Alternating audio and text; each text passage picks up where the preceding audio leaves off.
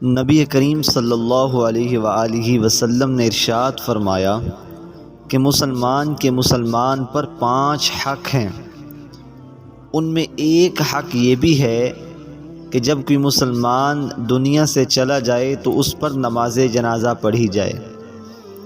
ایک دوسری روایت کے اندر نبی کریم صلی اللہ علیہ وسلم نے ارشاد فرمایا کہ من صلی علی المیت غفر له ما تقدم من ذنبه وما تأخر، کہ جو انسان کسی مسلمان کی میت پر نماز جنازہ پڑھتا ہے اس کے اللہ اگلے اور پچھلے گناہوں کو معاف فرما دیتے ہیں۔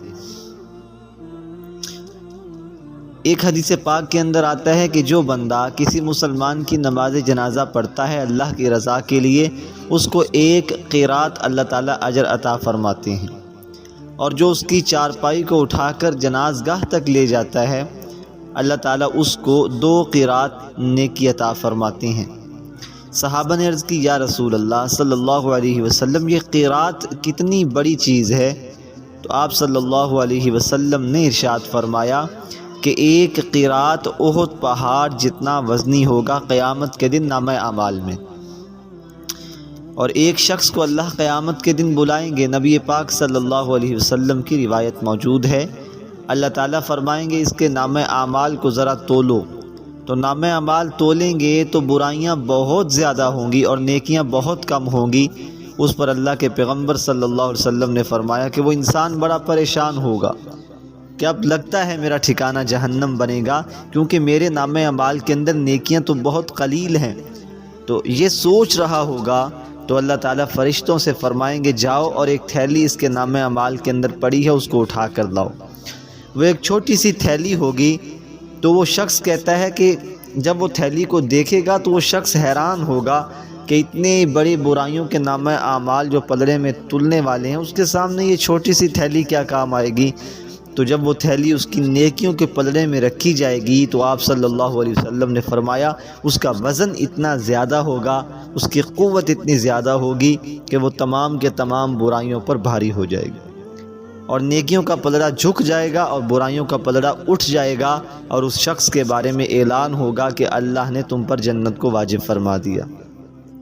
وہ شخص کہے گا یا رب العالمین یہ اس تھیلی کے اندر کون سی ایسی چیز موجود ہے کہ جس کی برکت کی وجہ سے اللہ تعالیٰ مجھ پر جنت کو واجب فرما رہے ہیں، اور جس کا اتنا وزن ہے کہ برائیوں کا پلڑا اٹھ گیا اور اس کا پلڑا جھک گیا، یہ تھیلی کے اندر آخر ہے کیا؟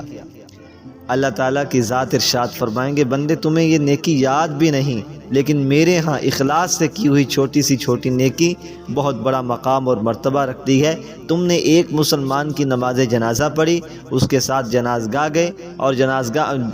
قبرستان گئے، اور قبرستان میں اس میت کو دفن کیا، اور دفن کر کے تم نے دعا پڑھ کر اللہ کی رضا یعنی میری رضا کی خاطر آپ نے 3 مٹھی جو تھی وہ اپنے بھائی مسلمان مرنے والے کی قبر پر پھینکی تھی۔ وہ مٹی میں نے اخلاص سے کیا ہوا نیکی جو مٹی کی صورت میں تھی اس کو تھیلی میں بند کیا، اور میں نے رکھ لیا کہ قیامت کے دن ان کا وزن ہوگا، چونکہ اس کے اندر خالص میری رضا شامل تھی، اس وجہ سے اس نیکی کا بہت زیادہ وزن ہے۔ اب یہ تمام روایات جب پڑھتے ہیں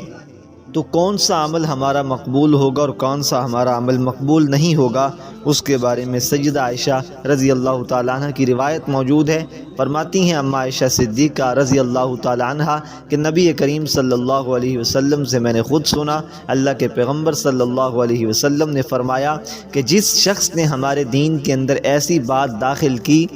جو ہمارے دین کا حصہ نہیں تھی فہو رد، ایسے شخص کا عمل مردود ہے، یا ایسا شخص خود مردود ہے، اس کا یہ عمل قابل قبول عند اللہ نہیں ہے۔ آج ہماری غلط فہمی کیا ہے؟ غلط فہمی یہ ہے کہ ہم آپ صلی اللہ علیہ وسلم کے نقش قدم کو بالکل چھوڑ گئے ہیں، آپ علیہ السلام کی سنتوں کو بالکل پس پشت ڈال دیا۔ وہ اس طرح سے کہ اگر دیکھا جائے تو آپ علیہ السلام کی یہ سنت مبارکہ ہے کہ جب مرنے والے کی موت قریب ہو تو اس کے پاس بیٹھ کر بلند آواز سے کلمہ طیبہ پڑھا جائے، یا جو ہے وہ قرآن مجید کی تلاوت کی جائے، تاکہ وہ کلمہ سن کر اس کو تلقین نہ کی جائے کہ تو کلمہ پڑھ تو کلمہ، اس کے پاس بیٹھ کر ذرا اتنی آواز سے کلمہ پڑھا جائے، کلمہ شہادت، کہ اس کو آواز پہنچے تاکہ وہ سن کر کوشش کرے کلمہ شہادت پڑھنے کی، اور اس کا آخری وقت ہو تو زبان پر کلمہ طیبہ جاری ہو۔ لیکن ہم وہاں کیا کرتے ہیں؟ وہاں اس وقت ہم روتے دھوتے ہیں، ہم بہت زیادہ نوحہ کرتے ہیں، بہت زیادہ چیخ و پکار ہوتی ہے، تو یہ سنت کے خلاف ہے سراسر۔ اس وقت کلمہ شہادت پڑھنا تھا، ہم نہیں پڑھتے، لیکن جب میت کو اٹھاتے ہیں اپنے کندھوں پر، اس وقت سارے کے سارے لوگ جو ہیں وہ کہتے ہیں جی کلمہ شہادت، اشہد ان لا الہ الا اللہ۔ تو کلمہ شہادت اس وقت بلند آواز سے پڑھنا، کیا یہ شریعت میں جائز ہے یا ناجائز ہے؟ تو علماء محققین نے یہ فرمایا کہ اس زمانے کے اندر چونکہ یہ رواج بن چکا ہے اور لوگ اس کو ضروری سمجھتے ہیں، جس کام کو دین کا حصہ بنا کر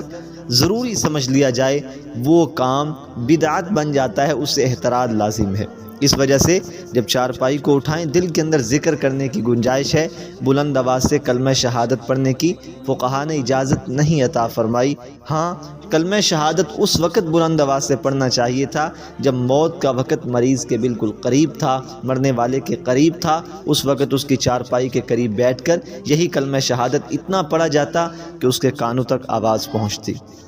اللہ تعالیٰ سے دعا ہے اللہ تعالیٰ اس معاملے کے اندر، اس کام کے اندر ہماری صحیح اصلاح اور رہنمائی فرمائے۔